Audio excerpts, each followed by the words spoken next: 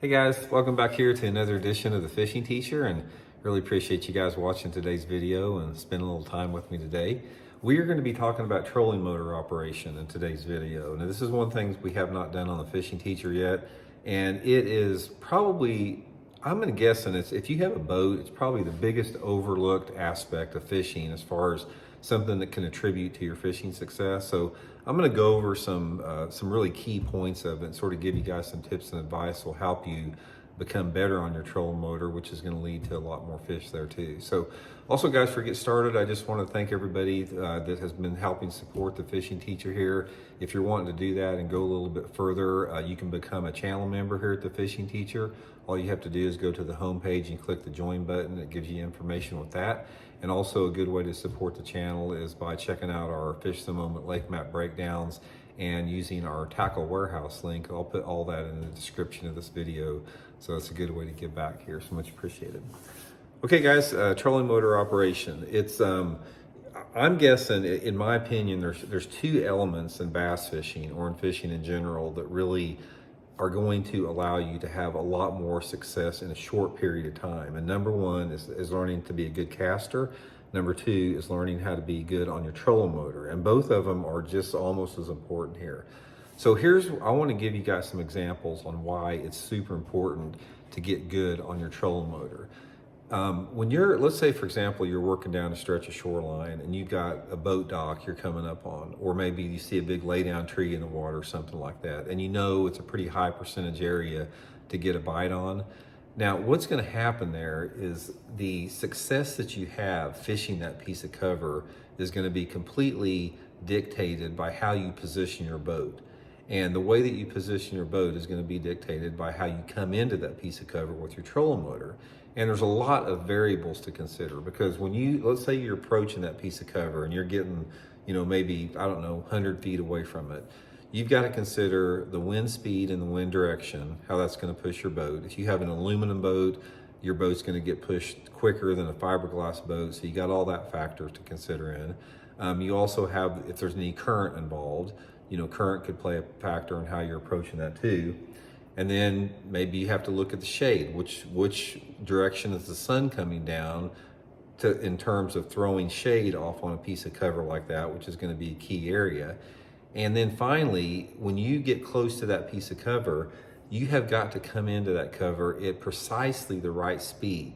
You don't want to come in too fast and you don't want to come in too slow. If you come in too fast to that piece of cover, a lot of times you can get up on that piece of cover, maybe run into it, or you're approaching it too fast to efficiently make a cast into there.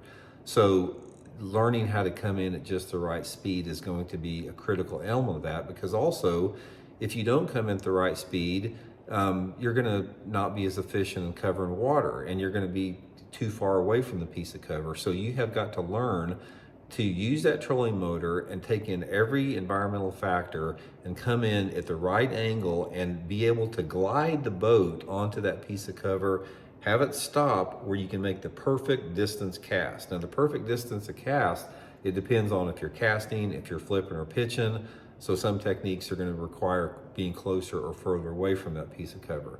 So what you have to do is practice at it, because every boat handles differently. If you're in a 21-foot fiberglass bass boat, it's going to be harder to stop and start than if you're in like a 16-foot aluminum boat. So the boat that you have is going to be, it's a big part of it on how you're going to actually manipulate this. Also your trolling motor, how powerful of a trolling motor you have.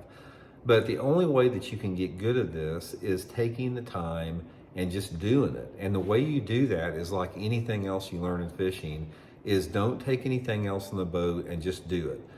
I know a lot of people probably don't want to do this, and this is probably, they don't want to waste their time, they want to be fishing. But if you can just go to the lake one time and not even take a rod with you and spend all day long coming in on pieces of cover to where you come in at the perfect speed where you don't have to reverse that trolling motor and prop wash it backwards. Because when you prop wash it backwards, you throw up a big disturbance. It can throw sediment and stuff into the cover. It causes more noise. You want to get where you can glide into that piece of cover. Let's say this is a lay down tree in the water, and you're coming, here's your boat coming at it like this. You want to be able to stay on the trolling motor until you get to the position where you can take your foot off that trolling motor, and based upon the current and the wind, your boat glides into that piece of cover slowly and then sort of stops based upon all those factors there.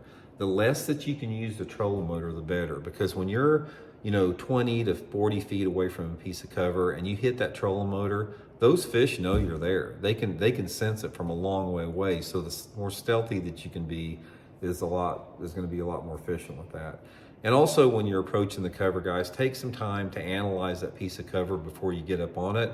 Look at the way the limbs are rolling into the water. Look at the way the covers come into the water, and try to pick your way into where you think is going to be the best cast. Most of the time, the best cast is going to be parallel to a piece of cover. So try to position your boat to where you're in position to make those parallel casts, and it's just going to add up to more fish. So anyway, guys, hope it helps out. I know it will help out if you do it. And like I said, just appreciate you guys tuning in. We'll talk later.